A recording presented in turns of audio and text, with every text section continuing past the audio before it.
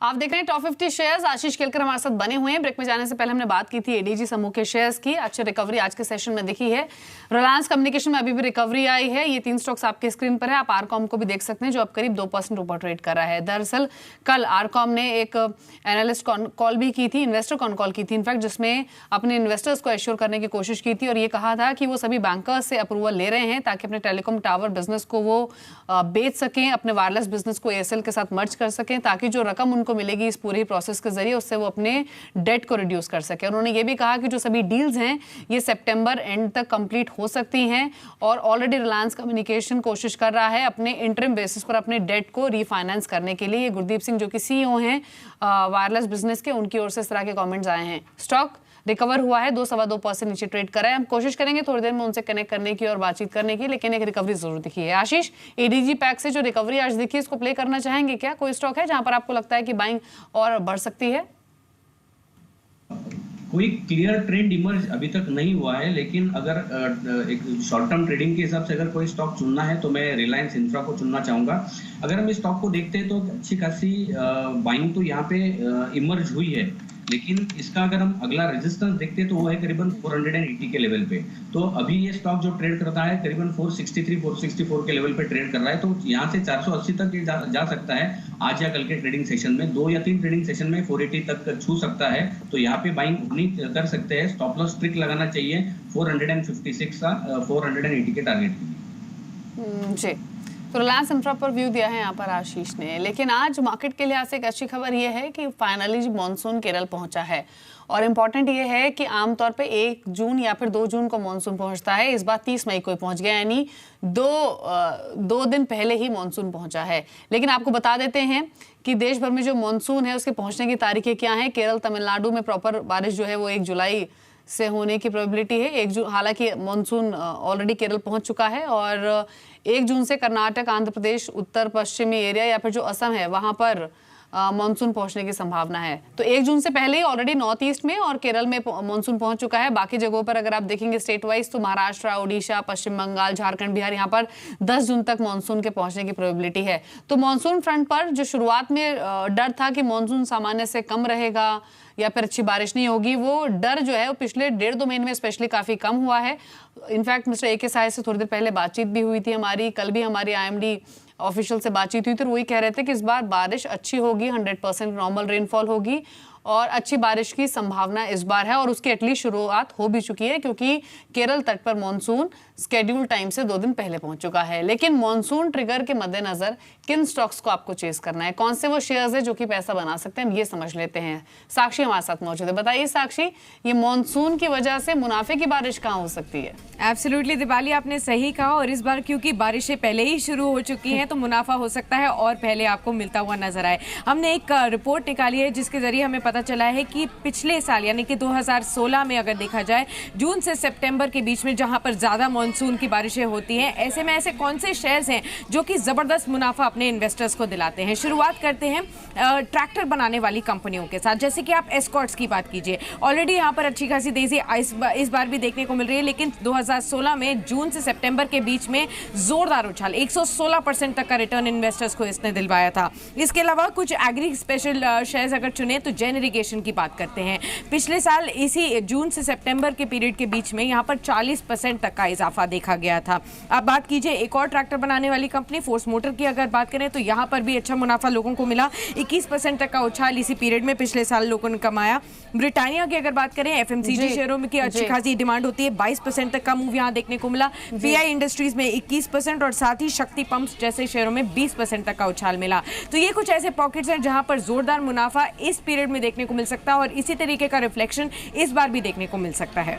In fact जो stock साक्षी ने बताए हैं वो शेयर्स जो मॉनसून ट्रिगर की वजह से ऑलरेडी का अच्छा रनअप दिखा चुके हैं या फिर ये और रनअप दिखा सकते हैं। लेकिन इन सभी शेयरों में से चल कौन से सकते हैं, इस पर आशीष की राय लेंगे। लेकिन सबसे ज्यादा रिटर्न देने वाला जो शेयर है वो है एस्कॉर्ट्स, और एस्कॉर्ट्स ऑलरेडी 100% से ज्यादा का मूव दे चुका है कुछ महीनों में ही। और हमारी इनफैक्ट मैनेजमेंट से बातचीत हुई है, एस्कॉर्ट्स के जो CFO हैं भरत मदान, उनसे जब नतीजों पर हम बातचीत कर रहे थे तो हमने मॉनसून का भी पूछा कि अगर मॉनसून को लेकर जिस तरह की प्रोजेक्शंस आ रही हैं उससे आप कितनी ग्रोथ एक्सपेक्ट कर रहे हैं। उनकी व्यू सुनिए कि वो मॉनसून के बेसिस पर कितनी ग्रोथ एक्सपेक्ट कर रहे हैं।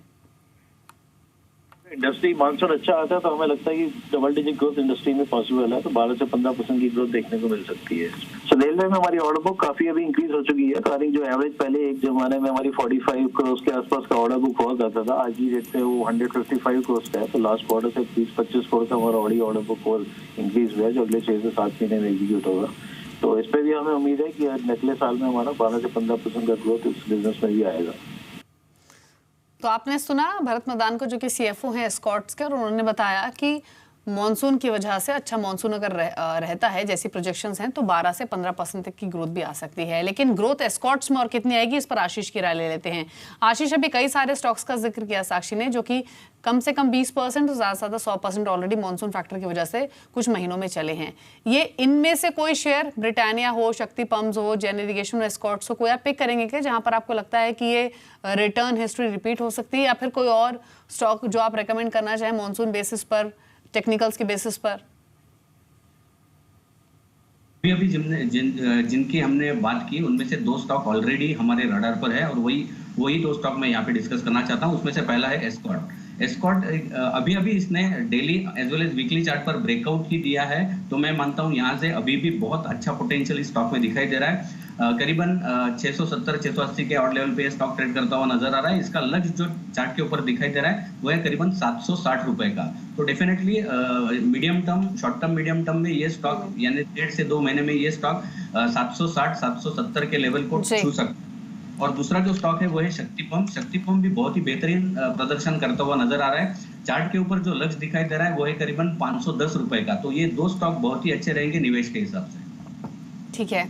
एक फर्टिलाइजर पॉकेट भी है जहां पर मॉनसून का फैक्टर काम करता है, और ये स्पेस तो ऑलरेडी पिछले स्पेशली 4 महीनों में एक वाइब्रेंट स्पेस रहा है। आज देखिए फर्टिलाइजर स्पेस का हाल, जो स्टॉक्स चल रहे हैं उनमें कोरोमंडल इंटरनेशनल, चंबल, दीपक, एनएफएल और जीएनएफसी है। ये चंबल पर क्या व्यू है आपका आशीष, और फर्टिलाइजर से कोई पिक करेंगे क्या स्टॉक?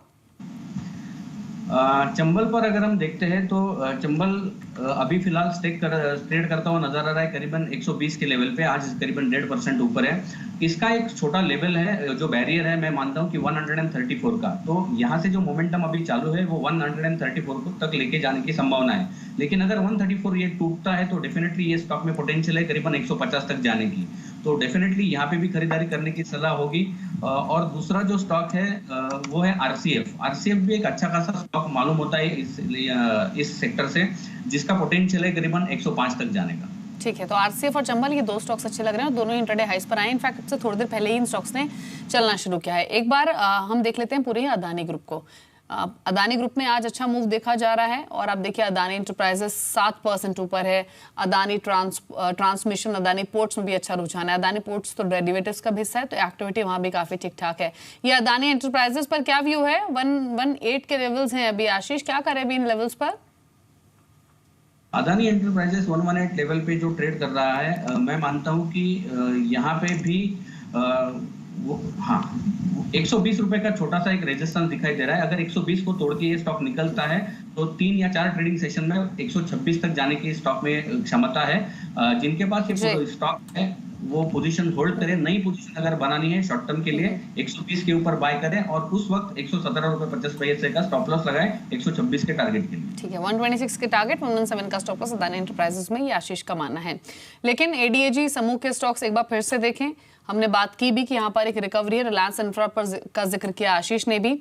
संदीप हमारे साथ मौजूद हैं, और स्पेशली बात करते हैं रिलायंस कम्युनिकेशन की, क्योंकि कल रिलायंस कम्युनिकेशन ने संदीप पूरे ही स्पेस का मूड बिगाड़ा था। बाकी स्टॉक्स भी गिर रहे थे, और कल एक इन्वेस्टर कॉन कॉल भी की मैनेजमेंट में, जहां पर एश्योर करने की कोशिश की अपने इन्वेस्टर्स को कि वो कर्ज चुका देंगे। एग्जैक्टली क्या क्या कहा है मैनेजमेंट ने?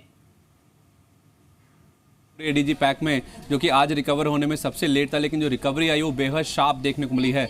12% तक की रिकवरी इंटरडे लो से इस काउंटर में देखने को मिली है। और जैसे आप कह रही हैं कि मैनेजमेंट की ओर से जो कमेंट्स आए हैं, खासतौर पे डेट को लेकर जो एश्योरेंस दी गई है वो काफ़ी इंपॉर्टेंट है, जिस वजह से आप देख रहे हैं कि ना केवल रिलायंस कम्युनिकेशन, जो बाकी एडीजी समूह स्टॉक्स हैं उनमें भी काफ़ी अच्छी रिकवरी देखने को मिली है। देखिए 42,000 करोड़ रुपये का कर्ज है इस कंपनी के ऊपर, और परसों जब नंबर्स आए थे तो FY17 में अब तक के इतिहास में पहली बार ऐसा हुआ है कि इस कंपनी ने सालाना घाटा पोस्ट किया है। तो उसके बाद जो डेट सर्विस यानी कि जो ब्याज भुगतान को लेकर भी जो कंसर्न्स है वो इस कंपनी में उभर के आने लगे थे, और खबरें दरअसल ये भी चल रही थी कि शायद इस कंपनी को कुछ बैंक्स एनपीए घोषित कर सकते हैं, उसको लेकर मैनेजमेंट ने सफाई दी और जो सफाई आई है वो दरअसल काफी सूदिंग है। देखिए मैनेजमेंट का ये कहना है कि इनका एयरसेल और साथ ही साथ सिस्टम और शाम के साथ मर्जन होने वाला है, वो 30 सितंबर तक पूरा होता हुआ दिखेगा। और दूसरी ओर इनका जो टावर कारोबार है उसके डीमर्जर, उसके जो सेल होना है ब्रुकफील्ड को, वो भी 30 सितंबर तक पूरा होता हुआ दिखेगा। और ये जो पूरे ट्रांजैक्शंस होने हैं उससे करीब 11,000 करोड़ रुपए के आसपास की रकम आएगी।